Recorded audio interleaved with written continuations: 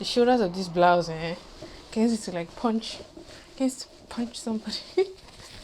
There is something about a mind that is determined to achieve a particular goal. Nothing actually stops you from doing that.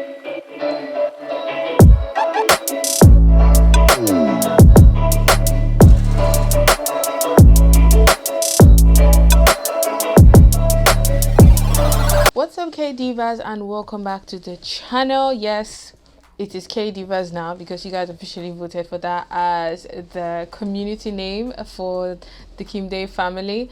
And in this video, I'm going to be answering your questions in regards to the reality of running a fashion clothing business in this day and age. I asked you guys to send me some questions through on Instagram, and some few actually came through, so I'm going to be answering those questions in this video. The first question is from Obilo Messi, and the question goes like this: in running a fashion clothing business, is it really necessary to collaborate with someone in I'm guessing the same industry?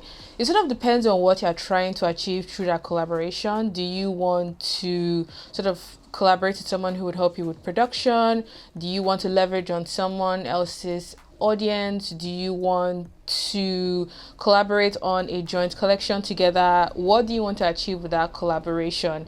Because I have found from my experience that collaborating with people who are more experienced, or people who are at your level, or people who are even like, way up there, people who are blown, it doesn't really matter as long as you guys have like a common understanding of what you're trying to achieve through that collaboration. Because once there is that like mutual decision and mutual like understanding set from the beginning, nobody feels like they're taking advantage of like one another, and it just sort of goes smoothly and you get what you want from that collaboration, whether it's sales, whether it's brand awareness, whether it's growing your audience, whatever that is, just make it straight from the beginning. And I honestly think it's a really good idea. Collaboration is key.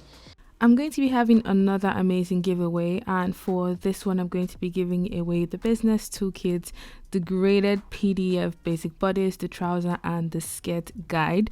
To enter this giveaway, all you have to do is comment down below where you see yourself or your business in 5 years. Make sure to subscribe to the channel and like this video as well. The winner will be announced on the 17th of June on the YouTube community page for Kim Dave. So good luck.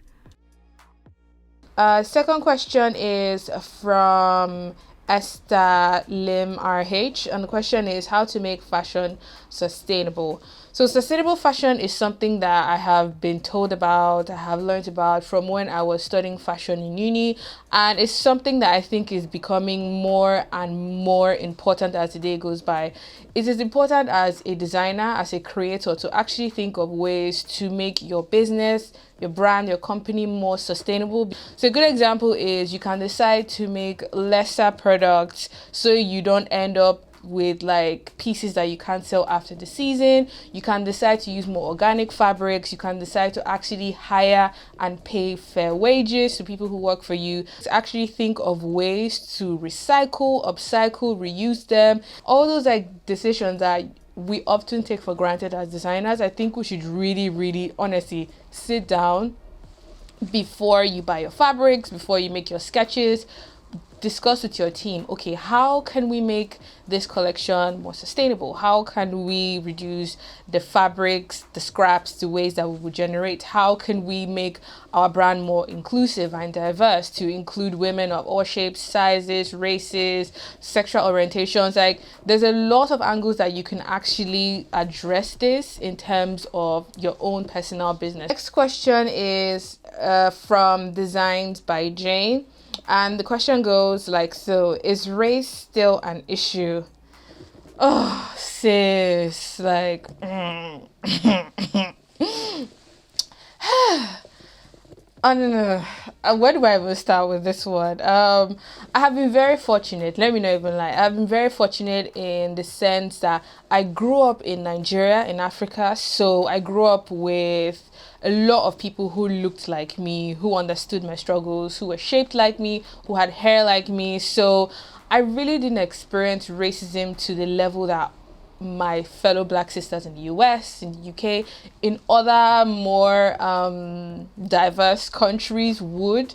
So I only came here in 2000 and what 2015. So I've been in the UK for about 5 to 6 years, but I have definitely experienced like I remember doing a pop-up shop and I was the only black woman in that store. Did I feel uncomfortable? No. Did I feel or did I question why there weren't other black women? Yes, I did, but at the point where we were, there was not really much I could do because I wasn't aware of the kind of like the other designers that were going to be on board when they were making their decision. So it is still there. We need to talk about it more. I'm glad we're talking about it now. I'm glad things are changing. I'm glad that light is being, because it happens, it's there, but in the UK people just go, it's not really there, we're not racist over here. But auntie, it is there. They don't just, they do it in a coded way. They are sort of like sly about it, but it is actually there. And the next question is from Buta Daramu, and the question goes like so: how do you keep your company low waste or more energy efficient? So this is still connected to sustainability and being a sustainable brand or business. I actually have been making very deliberate efforts to not just throw away scrap fabrics like once I'm done cutting. I always think, okay, what else can I make from this piece of material? Can I make a beret? Can I make a scrunchie? Can I make a purse? Can I give it to another designer who does jewelry, who does accessories? Because that sort of like deciding at that point not to throw it away, you're reducing the amount of fabric waste that goes in your bin and that will end up in the garbage junkyard somewhere. Another way I keep my company low waste is whenever I launch a new style, I never make more than 1 or 2 size of each garment, so that way I'm not making more than there is a demand for, because I'm still very small, I'm still a very new brand, I'm not like very well known, so there is not that high demand for my products yet. So until I get to the point where I'm sure and I know that when I launch a collection, when I launch a style, people would want to actually purchase it, until I get to that point, I'm actually not making more than 1 or 2, or just make a design, and then when an order comes through, before I go ahead to cut and actually sew. So those are 2 things that I actually deliberately try to do, and it saves me a lot of money, it saves me a lot of stress, and I know I'm sort of contributing in my own way to be a more sustainable brand. So the next question is from Rebecca Oladejo. Sorry if I ruined your name. Hi Kim, good morning. My question is, I want to go into fashion, but I can't do physical training. I want to know if it's possible to learn and perfect fashion designing online. Thank you very much. Yes, it is possible. There is the University of YouTube and the University of Pinterest and the University of Google that you can find so much free material. You can actually buy courses, you can join virtual training, you can join virtual classes, and there is so much information out there. If just be ready to sit down and search for it. If you put your heart, if you put your mind into actually doing something, like there's something about a mind that is determined to achieve a particular goal, nothing actually stops you from doing that. So yes, it is possible. What I would say is, when as you sort of like learn things, learn new information, digest new information, try to also practice, because from actually applying that information that you learn, you improve your skill, you pick up new techniques. And because designing, sewing, fashion is a skill-based job, it's a skill-based industry, it's a skill-based like sort of like career path, the more you practice, the more you do, the better you would naturally become. I know now that we're sort of like going out of lockdown in some countries, businesses are opening back up. If you have an opportunity to do an internship, to do an apprenticeship, to get a mentor, please do that as well, because then you can also learn from someone who has more experience than you, and someone who will definitely give you like good advice from their own experience of having their own businesses. There is the temptation to actually sort of like change directions, because with like the ongoing pandemic, COVID-19, lockdown, quarantine, isolation, people are beginning to question, like fashion business owners are beginning to question, oh, Should I just quit? Will people buy clothes? I've gotten a lot of people asking me these questions in like my DMs on Instagram and via my email. And I wouldn't say you should quit. I say you should reevaluate the kind of products that you sell.